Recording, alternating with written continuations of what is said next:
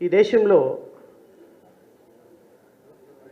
పేద ప్రజలకి ఇంకా అందుబాటులోకి రాని ఒక పెద్ద వ్యవస్థ ఏదైనా ఉంది అంటే అది మెడికల్ వ్యవస్థ. నేను ఒక సందర్భంలో ఒక చిన్న ఉద్యోగం చేసేటప్పుడు ఒక లోక్ అదాలత్ కమిటీ చైర్మన్గా ఉన్న కారణంగా ప్రభుత్వ హాస్పిటల్స్ని అంటే primary health centres, community health centres అంటారు మండల స్థాయిలో, వాటిని విజిట్ చేసేటువంటి అవకాశం మాకు ఖచ్చితంగా విజిట్ చేసి రిపోర్ట్ రాయాలి. కాబట్టి కొన్ని మెడికల్ కాలేజెస్ని, మెడికల్ ప్రైమరీ హెల్త్ సెంటర్స్ని, కమ్యూనిటీ హెల్త్ సెంటర్స్ని విజిట్ చేయడానికి వెళ్ళాను. ఇది ఇప్పుడు ప్రస్తుతం జరుగుతున్నటువంటి పద్ధతి. ఇప్పుడు కూడా ఇలాగే ఉంది అనుకుంటున్నాను నేను. ఐ డోంట్ థింక్ సో, పెద్ద చేంజెస్ వచ్చినాయని నేనైతే అనుకుంటాను. ఒక డాక్టర్ గారు ఒక హాస్పిటల్కి వెళ్ళి ఒక శనివారం కూర్చున్నా, అసలు ఎట్లా హాస్పిటల్లో ట్రీట్మెంట్ చేస్తారు, ఎవరెవరు వస్తారు అని. ఒక 30-40 మంది అవుట్ పేషెంట్స్ వచ్చారు మార్నింగ్కే 10:30, 11 కల్లా. ఒక ఆమె కాలు నొప్పి, కడుపులో నొప్పి, చెవి నొప్పి, ఎలర్జీ, గుండెలో నొప్పి, అబ్డామిన్ నొప్పి, రకరకాల సమస్యలతో వస్తున్నారు. డాక్టర్ గారు ఒక్కళ్ళే ఉన్నారు. ఆయన కూడా MBBS doctor. Ophthalmologist, cardiologist, neurologist, dermatologist, anaesthetist, ఇంకా ఏవో ఉంటాయి డాక్టర్స్లో చాలా. ఒక్క డాక్టర్ కూడా లేడు ఆ హాస్పిటల్లో. కాలు నొప్పికి, కడుపులో నొప్పికి, తలనొప్పికి, గుండె నొప్పికి, గైనకాలజిస్ట్కి అంతా కూడా అదే డాక్టర్. సరే, అందరికీ ఒకే మెడిసిన్. ఎంబీబీఎస్ డాక్టరు ఎంతవరకు స్పెషలిస్ట్ అవుతారు ఏంటో పరిస్థితి తెలీదు. అందరికీ ఆయన పిలిచి ఒకే ఒక మందు ఇవ్వటం, 4-5 రకాల మందులు ఉన్నాయి, అన్నీ ఇచ్చేసిన తర్వాత డాక్టర్ గారిని అడిగాను నేను. సరే, ఏంటి పరిస్థితి, మరి ఇన్ని సమస్యలతో వస్తుంటే కమ్యూనిటీ హెల్త్ సెంటర్లో స్పెషలిస్ట్ లేకపోవటం ఏంటి అని అడిగితే, ఏం చేస్తాం శ్రావణ్ గారు, ఏదైనా పెద్ద సమస్య వస్తే రాజమండ్రికో ఎక్కడికో రెఫర్ చేస్తాము. ఎవరిన గైనకాలజిస్ట్ వచ్చి డెలివరీ చేయాలి అంటే ఎవరినొక్కరిని బయట నుంచి డాక్టర్స్ని హైర్ చేసుకుంటాము, ఆనస్థీషియన్ కూడా బయట నుంచి హైర్ చేసుకుంటాము.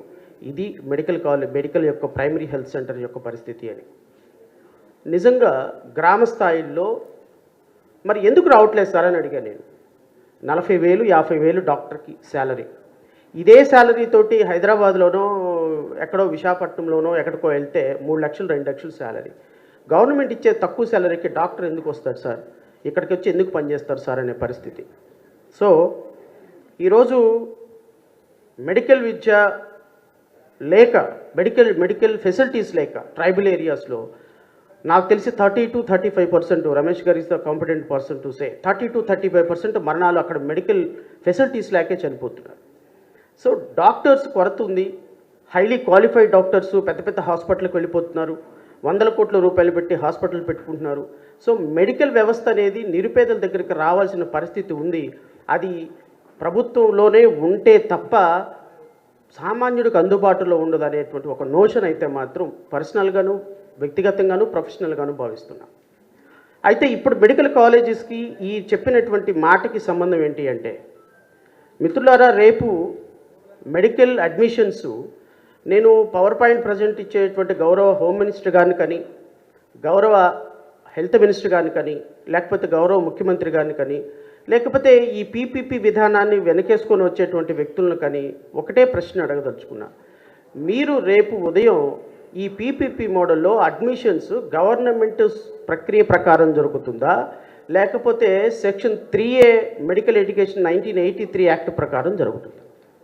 ఒకవేళ నేను ఒకటే చదివి వినిపిస్తా, ఎందుకంటే ఇది కూడా రాష్ట్ర ప్రజలకి చాలా అవసరం.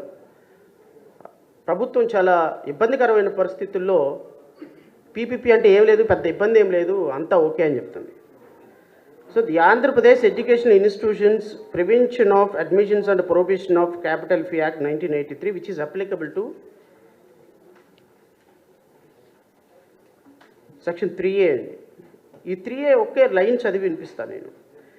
Special provisions in respect of unaided private educational institutions.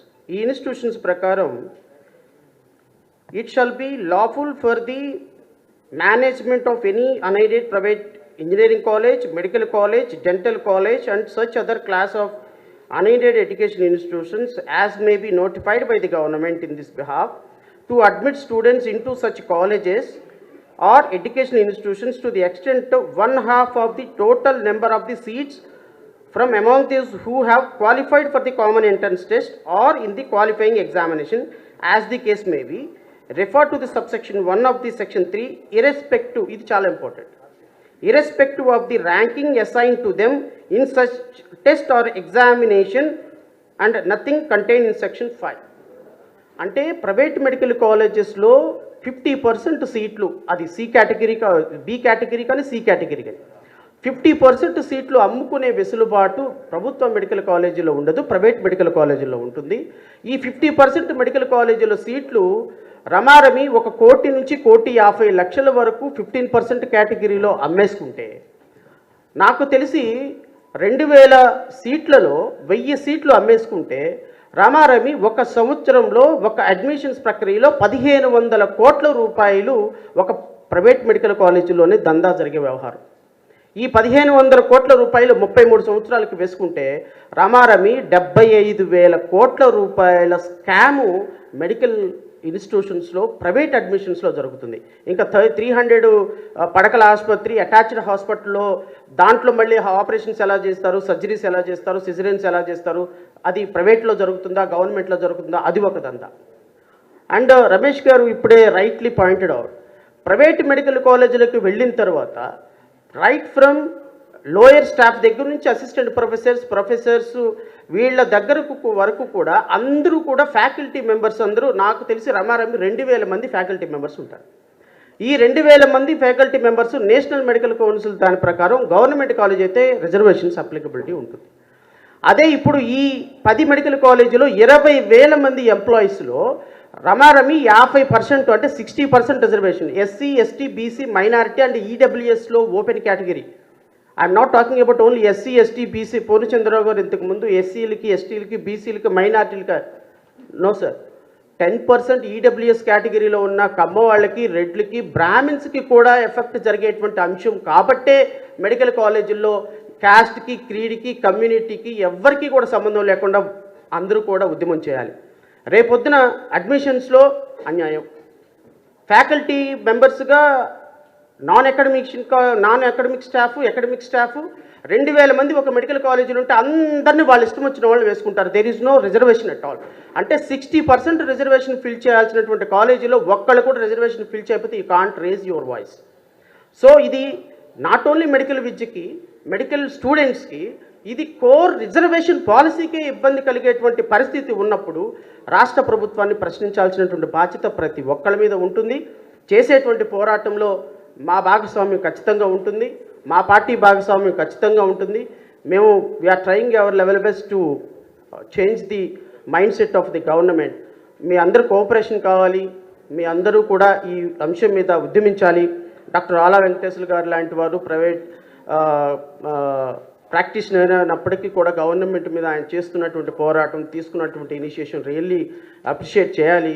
So అలాంటి వ్యక్తుల్ని, ఇలాంటి ప్రోగ్రామ్ చేసేటువంటి ఒక మంచి ఆలోచన వచ్చినందుకు వారిని కూడా నేను అభినందిస్తూ, నన్ను కూడా ఈ యొక్క మీటింగ్కి ఇన్వైట్ చేసి 2 మాటలు చెప్పమని కోరినటువంటి వారిని మనస్ఫూర్తిగా వారికి నా కృతజ్ఞతలు తెలియజేసుకుంటూ, ఈ మెడికల్ విద్య మీద, మెడికల్ కాలేజెస్ ప్రైవేటీకరణ ఆపకపోతే ఇది ఒక దావానం లాగా మిగతా రంగాలు కూడా విస్తరిస్తుంది.